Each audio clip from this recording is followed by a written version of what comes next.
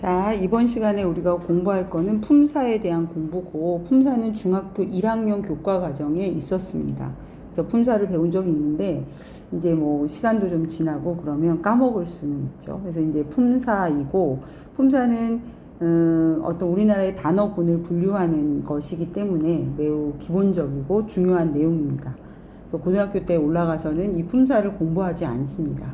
그래서 중학교 때 잘 해놓고 가지 않으면 중학교 교과 과정 안에 품사라는 건 물론 언어 파트에 있기는 하지만 1차적으로 고1 때 이걸 가르쳐 주지는 않으나 중학교 때 이미 너희들이 다 하고 왔으리라고 생각하기 때문에 다 포함되어 있는 공부들을 하게 되거든요. 그래서 반드시 품사는 잘 정리하고 가야 됩니다.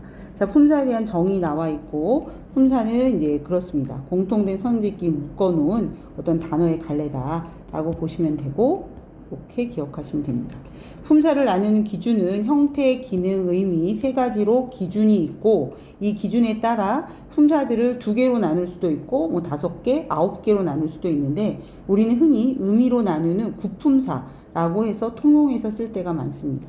그래서 이제 형태는 불변어와 가변어라고 나뉘어져 있고, 말 그대로 형태가 변하면 가변어, 변하지 않으면 불변어인데, 이때 이제 가변어에 들어가는 영역들이 딱 이제 대표적으로 2개고, 아주 예외적인 친구 하나, 이렇게 해서 이제 3가지가 가변어에 들어갑니다. 가변어 범주를 보시면 여기죠. 요 친구는 얘와 같이 연결되어 있어요. 그래서 가변어에 해당하는 아이들은, 가변어에 해당하는 친구들은 이렇게 얘가 가변어고, 이 친구가 가변어고, 요 친구 가변어인데 서술격 조사 이다만 이렇게 가변어에 포함됩니다. 그리고 나머지는 전부 다 불변어에 들어가는 거죠. 그래서 우리가 가변어에 해당하는 아이들을 기억하고 있을 필요가 있다. 가변어 다시 보시면 형태가 변하는 건데 이것을 용언이라고, 기능적인 이름은 용언이고, 용언어에 동사와 형용사가 들어가 있고, 그러나 관계어에 들어간 서술격 조사이지만 이 이다는 이제 예외적으로 형태가 변하는 가변어에 포함된다. 그래서 요 영역들이 가변어에 대해 해당하는 부분들이다 라고 알아두시면 되겠어요. 나머지는 모두 다 불변어입니다. 자, 그리고 여기 품사의 분류 기준 다시 한번 보면 형태에 따라서, 기능에 따라서, 의미에 따라서 나누어진다. 그래서 이제 그 의미에 따라 하고 우리가 품사를 총 9개로 나누어서 기억합니다. 품수 분류의 효과 같은 것들을 보면 이제 어떤 그 단어의 특징이나 뭐 이런 것들을 구별하기 좋다는데 굳이 뭐 모르셔도 상관없다. 그래서 기억할 것은 형태, 기능, 의미에 따라 이렇게 3가지 기준으로 분류한다라는 것이고, 우리나라는 의미를 기준으로 했을 때 구품사가 있다라고 흔히 하고, 그 다음에 가변어의 영역에 이것들이 들어가는 거죠. 그러니까 가변어가 즉 용언이고, 용언 안에는 동사와 형용사가 있고, 그 다음에 동사, 요 아이가 이제 시험에 제일 많이 나오는 거죠. 조사는 다른 조사들은 전부 다 불변어인데 서술격 조사 이다만 이제 우리가 가변어라고 한다. 서술격 조사 이다라는 건 어떤 거냐면 이거예요. 만약에 철수라는 이제 고유 명사가 있는데 여기에다가 이다를 쓰면 얘가 서술어의 역할을 하게 된다. 그래서 이런 서술어의 역할을 할 수 있도록 결정해주는 서술격 조사를 말합니다. 이다가 거기에 해당이 됩니다. 자, 요 페이지에서는 요 정도 알아두시면 되고, 이 밑에 이제 품사들이 이렇게 불변해서 놔두었어요. 그래서 불변어이면서 뭐 이제 수식어이고 부사인 거, 가변어이면서 용언이면서 동사인 것, 이렇게 되어 있습니다. 자, 그럼 여기까지 들으시고 그 밑에 문제를 풀어보시고 그 다음에 체언으로 넘어가시면 될 것 같아요. 선생님도 바로 체언으로 넘어가 보도록 하겠습니다. 자, 체언에는 기능은 체언인데 이때 이 체자가 몸체자예요. 그래서 몸이라는 건 어떤 거에서 중심이 되는 것이어서 뼈다귀 같은 역할을 한다. 뼈다귀다. 이렇게 생각하시면 돼서 문장에서 주로 뼈다귀 역할을 하는, 뼈가 되는 역할, 즉 주체적인 역할을 하는 애들을 체언이라고 한다. 체언의 종류에는 명사가 있고요. 대명사가 있는데 대명사는 뭐냐면 명사를 대신하는 아이다. 이렇게 이해하시면 되고, 그 다음에 수개념이 들어가 있는 수사, 이렇게 3가지가 체언에 들어갑니다.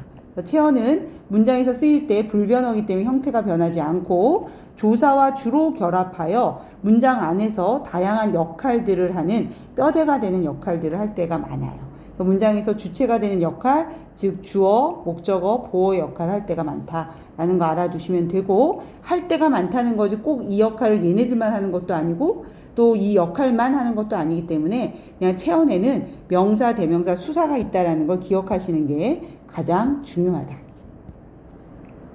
자, 그럼 명사, 대명사, 수사는 각각 어떤 거냐? 명자가 이름 명자예요. 그래서 이름을 갖는 거. 그래서 이제 장소를 나타내는 이름일 수도 있고, 뭐 이제 사물일 수도 있고 이렇잖아요. 그래서 이제 그 보통 명사는 두루두루 쓰이는 거를 말한다. 하나뿐이지는 않다. 영어하고 똑같아요. 근데 이제 고유 명사는 특정한 하나의 대상을 가리키는 거, 이걸 우리가 고유 명사라고 하죠. 그래서 이제 보통 명사와 고유 명사가 있고, 사실상 좀 더 어렵고 중요한 것은 여기입니다.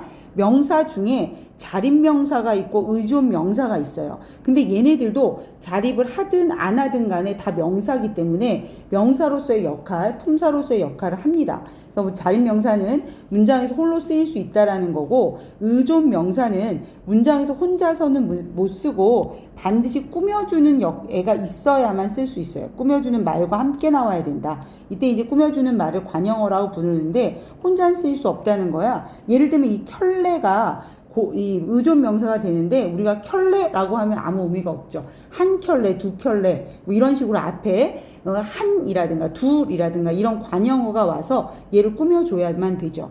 얘도 있지만, 이런 이제 단위 명사들도 의존 명사가 있지만 더 확실한 건 이런 거예요. 그건 내가 할 수 있어요. 할 수 있어요. 이렇게 문장을 썼어요. 이때 이 수, 요게 의존 명사예요. 만약에 수 있어요 이러면 뭐가 수 있어요인지 모르겠잖아요. 근데 할 수 있어요란 이때 요 아이가 관형어가 되는 거고, 이 아이의 수식을 받아서 쓰여야만 문장에서 뭔 역할을 할 수 있다. 그래서 얘는 관형어 없이는 못 쓰여. 그러니까 이 친구는 관형어에 매우 의존해서 나오는 애야. 그래서 의존 명사라고 하는 거죠. 그러나 이 친구는 의존 명사이기 때문에 나중에 우리가 형태소와 접사 뭐 이런 거 형태소를 공부할 때 그때 이 아이는 의존 형태소에 들어가지 않습니다. 그래서 요거는 나중에 형태소 공부할 때 다시 배우시겠지만 명사라는 게 더 중요한 거다. 다만 혼자 쓰이지 못하고 의존해서, 관형어에 의존해서 쓰이는 명사다라는 거를 기억해 두시면 되겠어요. 그래서 명사에는 관형어의 수식 없이도 쓰일 수 있는 애가 있고, 이제 관형어의 수식을 꼭 받아야만 하는 그런 명사들이 있다라는 거 알아두시면 되겠습니다. 자, 그 다음 이제 대명사가 있습니다. 이 대명사는 대신한다라는 게 중요하겠죠. 그래서 대신에 이렇게 표시해 주시면 되겠어요. 대신에다가 이렇게 대신, 뭔가를 대신해 주는 거죠. 영어에서도 대명사가 똑같고 같은 기능을 하는 겁니다. 그래서 사물이나 장소는 대명사, 지시대명사라고 하고요. 이렇게 인칭을 말하는 건 인칭대명사라고 부릅니다. 인칭대명사에 뭐 영어하고 똑같이 나, 너, 그 뭐 이런 거 다 알겠는데, 누구나 아무도 인칭대명사에 들어간다는 거 알아두시면 좋겠죠? 자, 그 다음에 수사가 있고, 수사는 수량과 순서를 나타내는데, 이 수사는 나중에 관형사하고 좀 헷갈리지 않도록 조심하시면 돼요. 수관형사라는 게 있는데 이 친구하고 헷갈리지 않도록 한다. 그리고 이제 수사의 느낌이 있는 아이들, 순서라든가 양의 느낌이 있는 아이들 다 수사라고 보시면 돼요. 그래서 양의 느낌이 있는 건 양수사, 순서에 영향을 주는 건 서수사라고 구분하고, 이건 어렵지 않습니다. 자, 근데 여기에 이제 좋은 정보가 하나 있는데, 요 인칭대명사의 종류입니다. 요건 이제 좀 알아두실 필요가 있어요. 생각보다 이걸 좀 못하는 애들이 있고, 특히 3인칭 대명사들을 잘 모를 때가 있어서 여긴 좀 잘 알아둡시다. 자, 뭐 영어에서 I, 겸손하게 저, 우리가 we, 그 다음에 겸손하게 저희, 이런 거 전부 다 인칭대명사. 2인칭도 마찬가지입니다. 너, 뭐 자네, 너희, 이런 거 우리나라가 이렇게 높임이 있어서 좀 여러 가지 보이는 거죠. 자, 3인칭. 그녀, 당신인데요. 이 당신은 좀 예외가 있어요. you를 나타낼 때 당신이 뭔데 그래? 이럴 땐 2인칭입니다.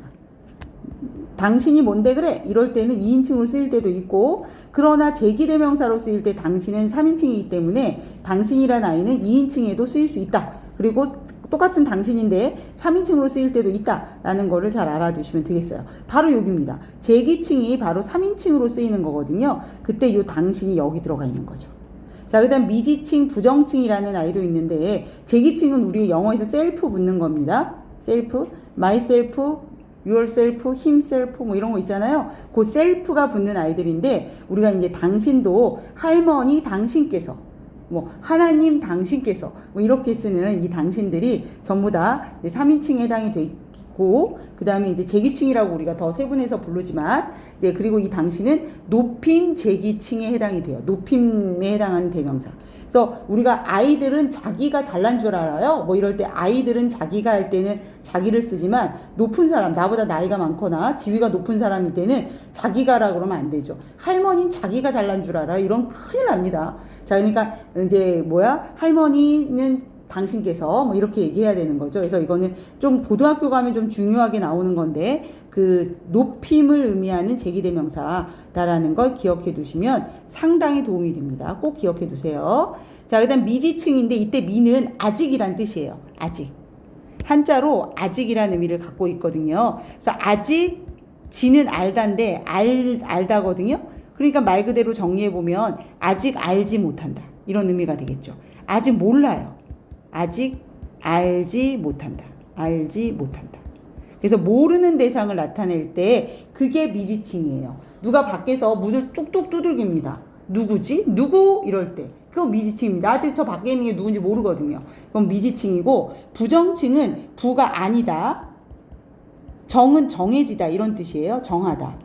정하다. 그러니까 부정층은 정하지 않은 상태. 자, 누가 오늘 숙제해 올래? 아니, 숙제해 왔니? 누가 발표할래? 누가 청소할 거니? 뭐 아무나 청소하자. 뭐 이런 거 있잖아요. 그러니까 여기도 오늘 누가 할까? 뭐 누구일까? 뭐 이런 거 전부 다 가능해요. 그러니까 우리가 이 단어를 가지고 얘가 미지층인지 부정층인지 외울 수 없어. 문맥 안에서 아직 알지 못하면 미지층이고 정하지 않은 거야. 우리 중에 누군가가 할 건데 아직 정하지 않았어. 그럼 부정층이라고 얘기하는 거다. 이렇게 알아두시면 됩니다.